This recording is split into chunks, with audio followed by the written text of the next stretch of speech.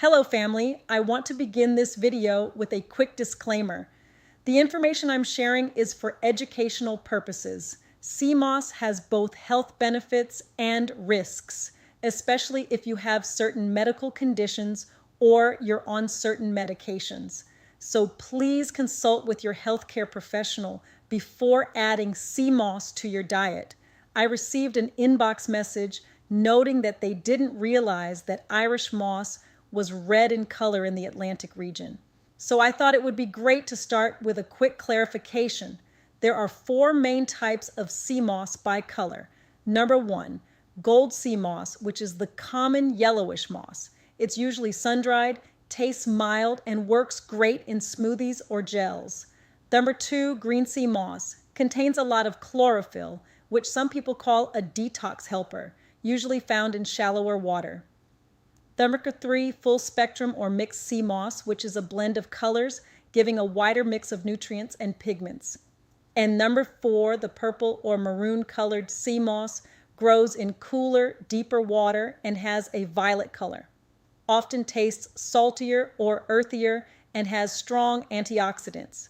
This is the red seaweed family that Irish moss is a part of. Because it's part of the red seaweed family, it's more similar to seaweed than to the typical sea moss. Irish moss is in the same family as nori, the seaweed you'll see in Asian markets, and some sushi options. Another member of the red seaweed family is dulse, which are red leaves you can eat fresh, dried, or roasted, sold as flakes, chips, or strips. All of these are red seaweed that grows in cold climates. Another key point we need to keep in mind about the climates red seaweed grows in and the challenges to farm or cultivate. Irish moss, Chondrus crispus, can be cultivated, but it's less common and more challenging than farming sea moss like Gracilaria or Eucuma cottoni that is found in warm climates. Why is that? Irish moss naturally grows along rocky, cold Atlantic shores. It prefers cooler water and specific wave, salinity, and nutrient conditions. Cultivating it is a challenge. Researchers and seaweed farmers have tried farming Irish moss in controlled settings that mimic its natural habitat, but success depends on matching water temperature, light, current, and providing a suitable substrate for holdfast attachment. In short, compared with warmer water species, Irish moss tends to grow more slowly and may require careful site selection and monitoring. It can be more sensitive to environmental changes and sea conditions.